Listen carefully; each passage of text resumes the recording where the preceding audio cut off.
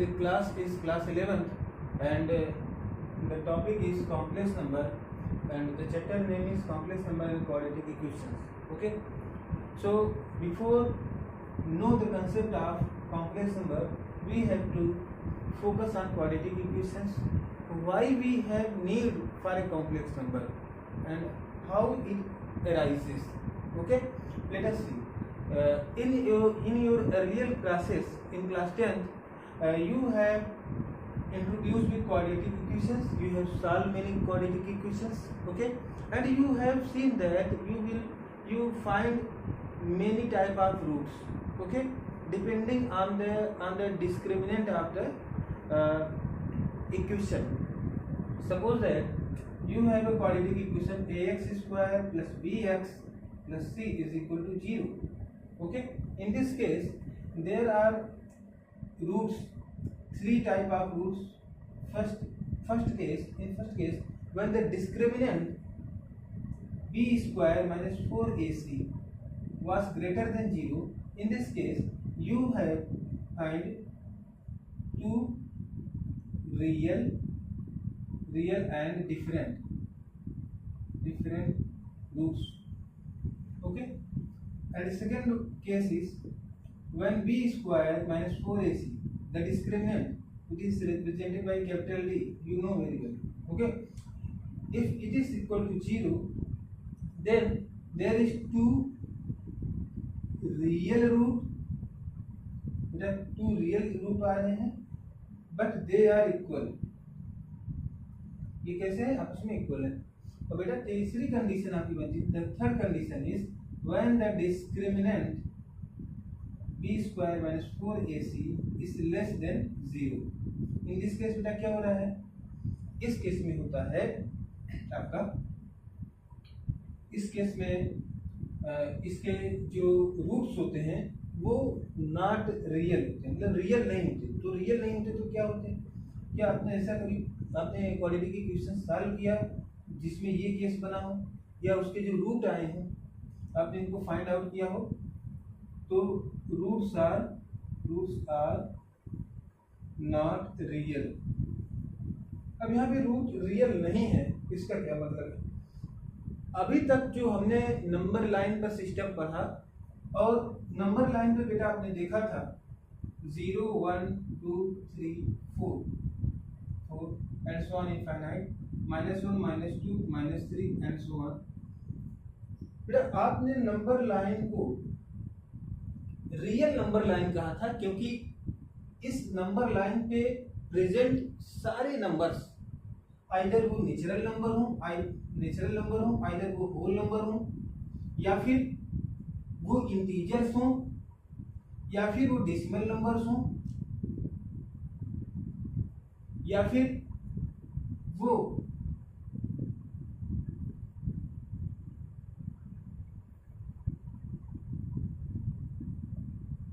Irrational number हो. Rational number, irrational number, ये सभी बेटा कहाँ लाई कर रहे थे? आपके रियल नंबर लाइन पर लाई कर रहे थे, इसलिए इसका नाम आपने रियल नंबर लाइन दे दिया. ठीक है, लेकिन अब एक नया आपके पास टर्म आ रहा है जो कि एक ऐसा भी नंबर है जो कि रियल है ही नहीं. अब रियल नहीं है तो इसके क्या केस बन रहे हैं? क्यों रियल नहीं है? आइए देखते हैं. ठीक है, मतलब ये इरेशनल के भी आगे का कोई चीज है, कोई कंसेप्ट है जिसे हमें जानना पड़ेगा. ठीक है, चलिए शुरू करते हैं. यहीं से आपके टॉपिक का जो आपका कॉम्प्लेक्स नंबर है, इसका जो रूट है, इसका जो जड़ है, यहीं से प्रारंभ होता है. तो आइए देखते हैं. देखिए बेटा, जब भी आप कोई भी इक्वेशन सॉल्व करते हैं, सपोज दैट एक क्वाड्रेटिक इक्वेशन लेते हैं x square plus 1 is equal to 0, है ना. अगर हम इसको सॉल्व करना चाहें और x का रूट निकालना चाहें, या इस इक्वेशन का रूट निकालना चाहें, तो x की वैल्यू क्या हो जाएगी? x is equal to under root minus 1. ये बेटा जो अंडर रूट माइनस 1 है, ये तो ना ही रेशनल नंबर है ना ही इरेशनल नंबर है. इरेशनल क्यों नहीं है? क्योंकि बेटा ये जो नंबर है अंडर रूट में तो है, लेकिन -1 है. अब -1 का अंडर रूट हम कैसे फाइंड आउट करें, ये बड़ा मुश्किल काम है, ठीक है। तो ये जो नंबर है ये एक इमेजिनरी नंबर है, रियल नंबर ना होने का मतलब क्या, इसको इमेजिनरी नंबर कहा गया। और बेटा अंडर रूट -1 अगर किसी भी मल्टीपल में, जैसे मान लीजिए अंडर रूट में 2 है लेकिन यहाँ पे -1 से मल्टीप्लाई हुआ है, यानी इसकी वैल्यू है अंडर रूट -2, कोई वैल्यू है अंडर रूट -3। अगर इस केस ये ऐसा कोई केस बनता है तो आप you can write it as under root 3 into under root -1। Under root -1 को आप अलग कर सकते हैं और इस अंडर रूट वाले वैल्यू को अलग लिख सकते हैं, ठीक है। तो अभी इस केस में सारा कंसेप्ट डिपेंड होगा, अंडर रूट -1 की वैल्यू अगर आपको मिल जाए तो सारा का सारा गेम जो है समाप्त हो जाए, ठीक है। सारी जो उलझने हैं वो सब सुलझ जाए। तो उसको सुलझाने के लिए देखिए सबसे पहले क्या किया गया, जो अंडर रूट -1 है इसकी वैल्यू को एक लेटर से डिनोट किया गया जिसको आयोटा पढ़ा गया, जिसे आयोटा कहा गया, यानी iota is equal to under root -1। और इस वैल्यू को बेटा सर्वमान्य माना गया, एक इमेजिनरी नंबर माना गया। अब इमेजिनरी नंबर का जिस भी नंबर में आप मल्टीप्लाई करेंगे, ठीक है, या फिर ऐड करेंगे तो वो नंबर अपने आप में एक कॉम्प्लेक्स नंबर बन जाएगा। कॉम्प्लेक्स का मतलब ये होता है कम से कम मिनिमम 2 चीज़ों को मिला करके बना हुआ होना। तो 2 चीज़ों को मिला करके जब कोई चीज़ बनती है या 2 से अधिक चीज़ों को, तो एक कॉम्प्लेक्स बन जाता है। तो कॉम्प्लेक्स का मतलब है कि यानी एक तरफ आपका रियल पार्ट होगा, एक तरफ इमेजिनरी पार्ट होगा। आइए देखते हैं और समझते हैं। सबसे पहले अगर हमने ये किया है तो यहाँ पे आप एक काम और भी कर सकते हैं, थोड़ा सा छोटा सा आप कैसे करें, दोनों तरफ का आप स्क्वायर करें तो i square is equal to क्या हो जाएगा -1, ये वैल्यू आएगी। और ये under root sorry i square की जो वैल्यू है -1 यही सर्वमान्य है, इसी को हम जो है मानते हैं और इसी का यूज जो है किसी भी क्वेश्चन को सॉल्व करने के लिए इसी का हम इस्तेमाल करते हैं। इसके अलावा अगर आप इस क्वेश्चन का बेटा क्या करें, स्क्वायर करें, तो एक केस ये बनता है इसका होल स्क्वायर बनेगा, ठीक है। You can write it as under root -1 into under root -1 is equal to under root में बेटा ये -1 मल्टीप्लाई बाई अगर -1 करेंगे is equal to under root के अंदर बेटा -1 मल्टीप्लाई बाई -1 ये होगा बेटा 1, और अंडर रूट 1 की वैल्यू बेटा +-1 आ सकती है। तो इसकी एक वैल्यू बेटा आप +1 भी देख रहे हैं, वैल्यू -1 भी देख रहे हैं इस केस में, है ना। तो जबकि ये -1 जो वैल्यू आ रही है, अगर आप -1 वैल्यू लेना चाहते हैं तो ही आपका सही होगा, +1 इसकी वैल्यू आप नहीं ले सकते, ठीक है। ये वैल्यू आप नहीं ले सकते हैं, सिर्फ यही वैल्यू सर्वमान्य होगी, इस बात का ध्यान दीजिएगा, ठीक। चलिए आगे बढ़ते हैं, आगे इस पर चीजें और भी डीप में डिस्कस की जाएंगी, ठीक है। पहले हम आपको कॉम्प्लेक्स नंबर समझा देते हैं। देखिए कॉम्प्लेक्स नंबर रियल पार्ट और इमेजिनरी पार्ट से मिलकर बना होता है। रियल पार्ट में केवल और केवल रियल नंबर्स होते हैं, और इमेजिनरी पार्ट में देखिए the complex number is the form of a plus ib, okay, where a is real part which is a real number and this b is imaginary part, ठीक। अब क्योंकि ये IB है तो इसका मतलब ये क्या है, इमेजिनरी नंबर है। जब किसी रियल नंबर में एक इमेजिनरी नंबर को ऐड करके इस फॉर्म में a plus ib के फॉर्म में हम लिखते हैं तो ये बेटा क्या होता है, एक कॉम्प्लेक्स नंबर होता है ना। कॉम्प्लेक्स नंबर को देखिए रियल पार्ट को अगर डिनोट करना होगा तो आप इसको REZ से रिप्रेजेंट करते हैं, यानी रियल पार्ट ऑफ Z, क्योंकि Z जो है कॉम्प्लेक्स नंबर को Z से स्मॉल z से डिनोट करते हैं, ठीक है। Small z is equal to a plus ib, okay. तो यहाँ पे लिखेंगे REZ यानी real part of Z, and इसको लिखेंगे इमेजिनरी पार्ट ऑफ Z, इस तरह से लिखेंगे इमेजिनरी पार्ट ऑफ Z, ठीक है। तो आप समझ गए होंगे कि रियल पार्ट को कैसे रिप्रेजेंट करना है और इमेजिनरी पार्ट को कैसे रिप्रेजेंट करना है। ठीक है, आइए देखते हैं कि इसके कुछ कैलकुलेशन कैसे होते हैं। अगर इसको ऐड करना हो, दो कॉम्प्लेक्स नंबर का सम करना हो, तो उसके तरीके क्या हो सकते हैं। ठीक है, आइए देखते हैं।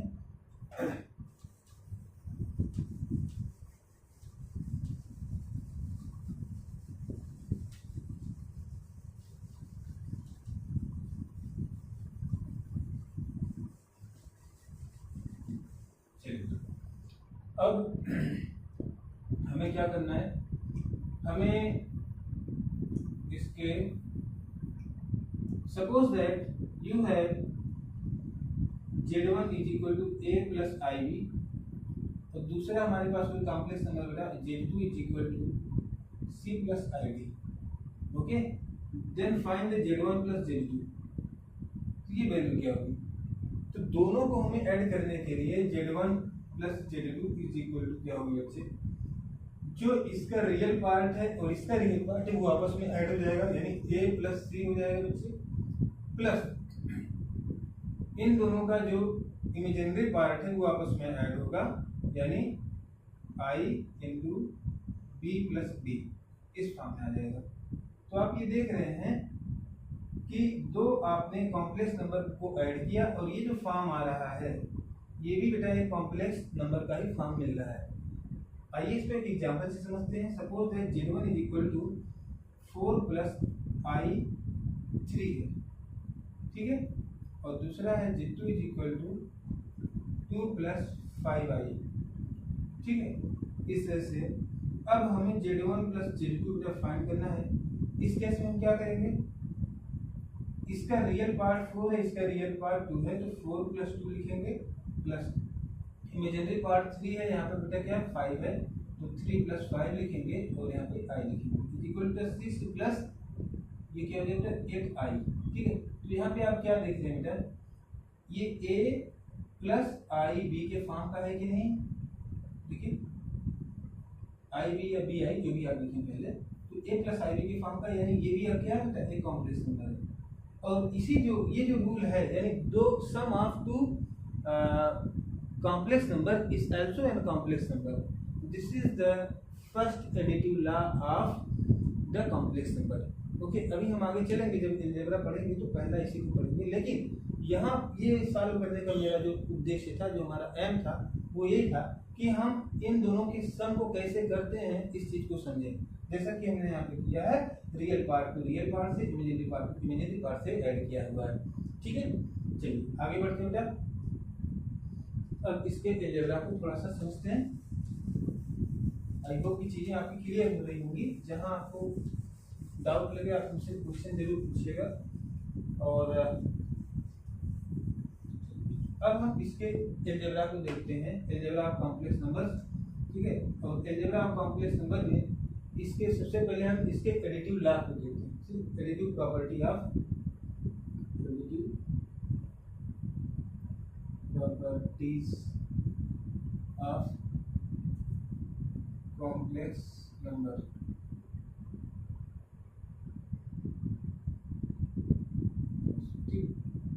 तो जो पहला इसका लॉ है वो क्या है, क्लोजर लॉ।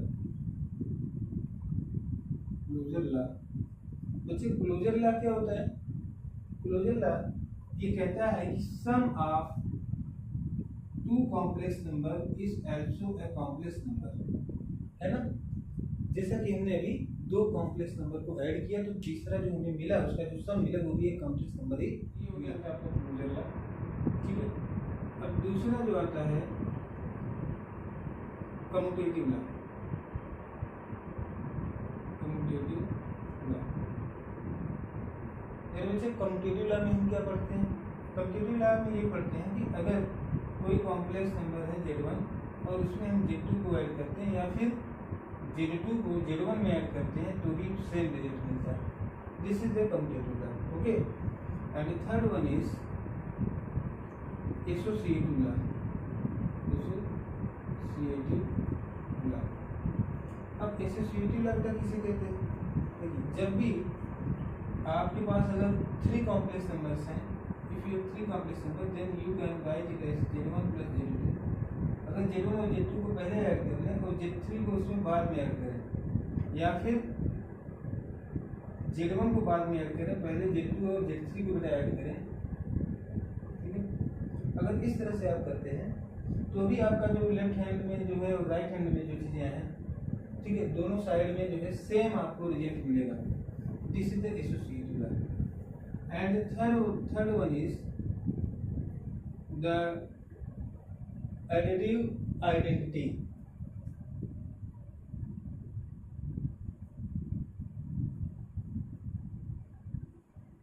यानी बच्चे जो हमारे पास जीरो है, zero can be written as zero plus i into zero.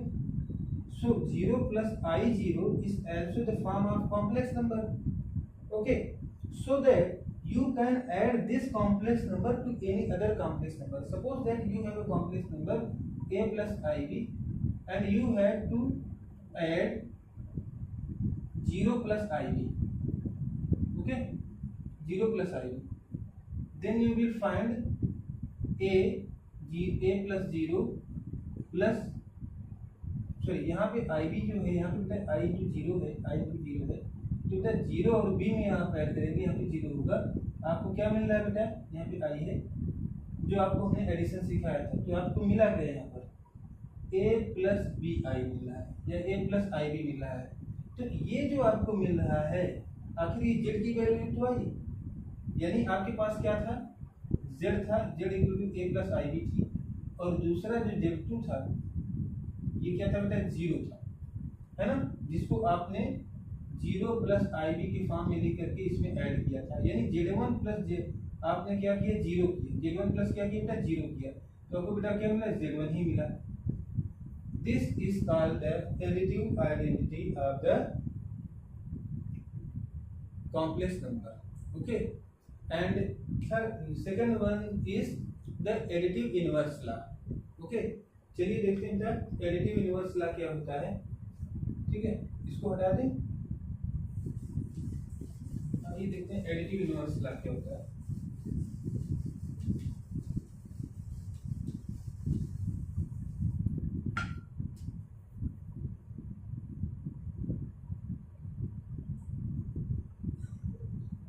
Additive inverse, ठीक है, ये नेक्स्ट है, उसी में है एडिटिव प्रॉपर्टी, यह भी है। तो एडिटिव इनवर्स की बात करें तो हर चीज़ का एक एडिटिव इनवर्स होता है, आप बहुत अच्छी तरह जानते हैं। रियल नंबर में भी आपने देखा होगा, जैसे 2 का बेटा एडिटिव इनवर्स क्या होता है, -2 होता है, 5 का -5 होता है, -5 का बेटा 5 होता है, -3 का 3 होता है ना। यानी एडिटिव इनवर्स की बात करें तो प्लस माइनस में साइन चेंज हो जाता है। वहीं मल्टीप्लिकेटिव इनवर्स में आप बात करते हैं, ठीक है, तो जो है जैसे 2 है तो इसका जो है 2 इनवर्स हो जाता था, या फिर इसी को लिखते थे आप 1/2 लिख देते थे, ठीक है, या 1/3 है तो इसको 3 लिख देते थे। ये चीज़ है मल्टीप्लिकेटिव इनवर्स और ये है एडिटिव इनवर्स, है ना। तो ये थोड़ा सा हमने इसको रिपीट किया है आपको याद दिलाने के लिए। वही same to same rule follow होता है एडिटिव इनवर्स के केस में। एडिटिव इनवर्स के केस में सपोज अगर आपके पास बचा है कोई Z1 is equal to a plus i b, ठीक है, और अगर आप इसमें इसी का इनवर्स ऐड करना चाहते हैं तो इसका एडिटिव इनवर्स क्या होता है, -Z1 होगा। -Z1 की वैल्यू क्या हो जाएगी, -a प्लस आई बी होगी, और you can write it as minus को अगर अंदर लेंगे, अंदर लेकर के जाएंगे तो क्या हो जाएगा, -a minus i into b, ये फॉर्म बनेगा बच्चे, ठीक है। तो आप क्या कर सकते हैं, इनको आपस में जब ऐड करेंगे तो भी आपको 0 मिलेगा, यानी Z1 plus Z1 sorry plus -Z1, ये माइनस है ना, इन दोनों को जब ऐड करते हैं बेटा तो देखिए आप इन दोनों को माइनस से प्लस ये क्या हो जाएगा बेटा, कैंसिल हो जाएगा, 0 हो जाएगा, और ये b, ये -b और b ऐड होकर के 0 हो जाएगा, और i में मल्टीप्लाई तो 0 आएगा, तो ये 0 दे देगा, ठीक है। तो ये आपका जो लॉ है, आप चाहे z plus -z equal to 0 लिखें, हमने यहाँ पे Z1 एज्यूम किया था, तो Z1 plus -Z1 equal to 0 कहते हैं। This is the additive inverse. Okay, तो बेटा आज का जो क्लास है हमने देखा additive property of the complex numbers, ठीक है। इसी तरह से बेटा मल्टीप्लिकेटिव प्रॉपर्टीज भी होते हैं और इन्हीं सारे रूल्स क्लोजर लॉ को भी वो फॉलो करते हैं, आपके एसोसिएटिव लॉ को भी फॉलो करते हैं, एसोसिएटिव लॉ को भी फॉलो करते हैं, ठीक है, कम्यूटेटिव लॉ को भी फॉलो करते हैं। तो सारे लॉ जो हमने यहाँ पे पढ़े हैं, एडिटिव इनवर्स को भी फॉलो करते हैं, सबको वो सभी फॉलो करते हैं। तो आइए एक बार उनको भी देख लें जल्दी जल्दी से। पॉजिटिव प्रॉपर्टी होगी, अब यहाँ पे बेटा यहाँ पे हम लिखेंगे मल्टीप्लिकेटिव